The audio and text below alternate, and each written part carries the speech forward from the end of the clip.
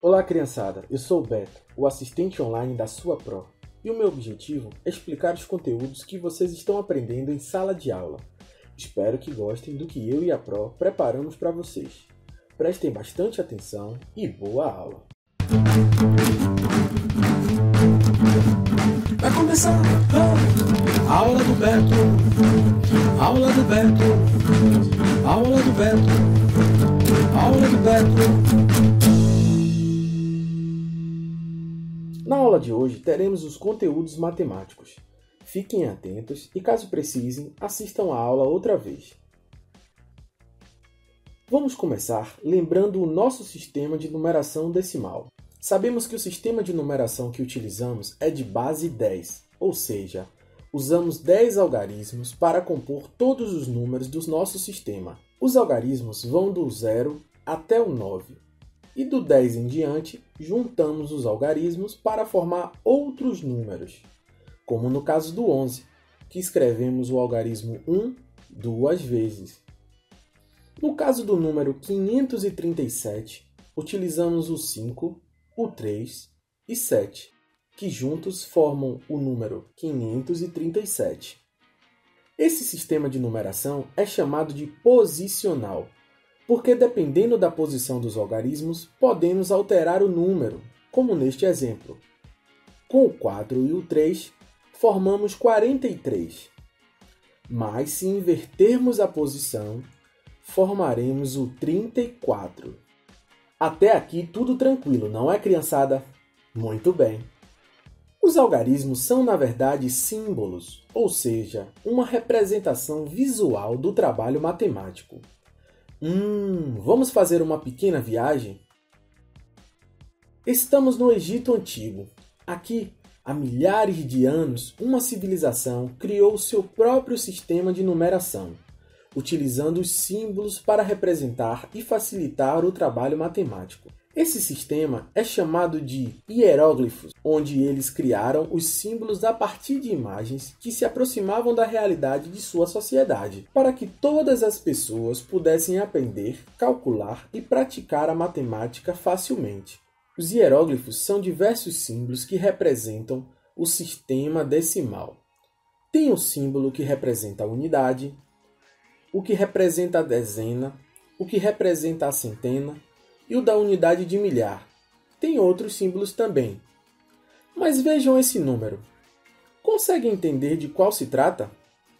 É porque ele segue a simbologia egípcia.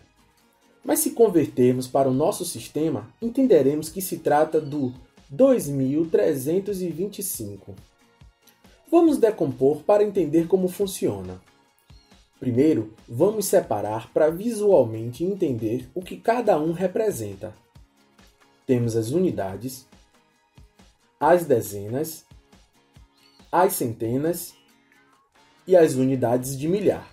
Vemos que a figura que representa a unidade foi repetida 5 vezes. Então quer dizer que a quantidade de unidades é compreendida pela quantidade que se repete.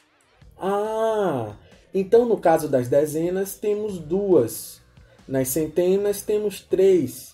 Na unidade de milhar, temos 2, 2325. Muito fácil, não acham, crianças? Vamos avançar então. Sabemos que esses números megapowers gigantes são formados por muitos algarismos e podemos entendê-los através da organização de ordens e classes, não é mesmo? Cada número está ligado a uma posição, que é muito fácil de identificar. Claro, que requer bastante atenção, mas podemos separá-los e organizá-los de forma rápida e correta. Vamos a este exemplo. Parece que é somente a sequência numérica de 1 ao 9, não é? Mas podemos transformar num número megapower gigante se compreendermos qual a ordem e a classe de cada algarismo. Vamos começar então, do fim para o começo, ou seja, pela unidade. Os algarismos 7, 8 e 9, que nesse caso juntos formam o número 789, sabemos que o 9 representa a unidade e que é a primeira ordem. Se colocamos o próximo número, o 8, formamos 89. Ele está na segunda ordem, faz parte das dezenas. Colocando o 7, formamos 789. O 7 está na casa das centenas e se encontra na terceira ordem. Esses três números pertencem à classe das unidades simples. Vamos para os próximos. 456. Se colocarmos o 6, teremos o número 6.789. Esse número representa a unidade de milhar, que vai do 1000 até o 9.999. Ele está na quarta ordem. Colocando o 5, teremos 56.789. Já estamos na casa das dezenas de milhar, que vai do 10.000 até o 99.999. O 5 se encontra na quinta ordem. Colocando o 4, teremos o número 456.789. Entramos na casa das centenas de milhar, que vai dos 100.000 até 999.999. O 4 pertence à sexta ordem, e completando a sexta ordem, chegamos até a classe do milhar. Espero que estejam acompanhando tudo direitinho, criançada. Vamos seguindo. Temos o número 456.789. Vamos incluir então o número 3. Agora temos 3.456.789. O 3 representa a unidade de milhão. É a sétima ordem. Colocando o 2 à frente do 3, chegamos ao número 23.456.789. Estamos na oitava ordem. Esse número representa a dezena de milhão. Faltando apenas a nona ordem, que colocaremos o número 1. Agora temos 123.456.789. A nona ordem está na casa das centenas de milhão. E quando completamos a nona ordem, estamos na classe dos milhões. Tenho um desafio para vocês. Como um exercício de ordens e classes, ordene e classifique este número 987.654.321. Isso mesmo. É a ordem decrescente de 9 até 1. Depois mostre a prova para ela ver que vocês estão fera nesse assunto. Boa sorte! Por fim, vamos conhecer a Bia e o Lucas. Eles são colegas de sala e apaixonados por games. Eles estão acompanhando o resultado de uma pesquisa que foi feita para saber a opinião dos jogadores de Minecraft acerca de quem é o melhor jogador do mundo, na opinião delas. A votação já encerrou. A Bia votou muito no John, mas o Peter foi o escolhido entre a opinião dos eleitores. Peter teve 246.825 votos. Muitos, não é mesmo? A Bia ficou bastante triste, mas reconheceu que o Peter é um ótimo gamer. A professora aproveitou o número de votos do Peter para exemplificar um dos conteúdos de matemática, o arredondamento. Bom, ela quis saber se os alunos realmente já compreendiam as regras para arredondar os números. Se fôssemos arredondar através da classe de milhar, sabemos que apesar do número 246.000, a outra classe está mais próxima do 247 do que do 246. Isso acontece porque o arredondamento depende da classe que estamos avaliando. Nesse caso, queríamos arredondar por centena de milhar. E analisando a classe que está depois, percebemos que o número 246.825 está mais próximo do 247.000 do que do 246.000. Correto, crianças?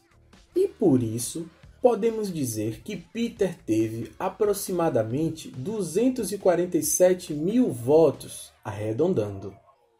Mas se quisermos arredondar pela classe das unidades simples, utilizaremos apenas o número 825 para aplicar o arredondamento.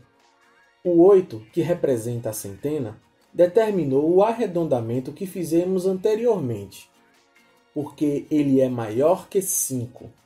Mas, nesse exemplo, arredondaremos com base no número que vem depois. Na casa das dezenas está o número 2. Usaremos a regra do arredondamento, que diz que precisamos comparar se o número é maior ou igual a 5. No exemplo que vimos anteriormente era, mas e agora? 2 é maior ou igual a 5? Nenhum nem outro. 2 é menor que 5. Por isso, não arredondamos para o número maior. Retiramos apenas o que sobrou. Ou seja, podemos dizer que Peter teve aproximadamente 246.800 votos, arredondando. Se ao invés do 2 tivéssemos outro 8, seria 885. 8 é maior que 5 ou igual a 5? Maior que 5. Pela regra, o número se aproxima da centena que vem depois. Logo, o resultado seria arredondado para 246.900 votos, aproximadamente. O mesmo aconteceria se o número fosse 5, porque 5 é igual a 5.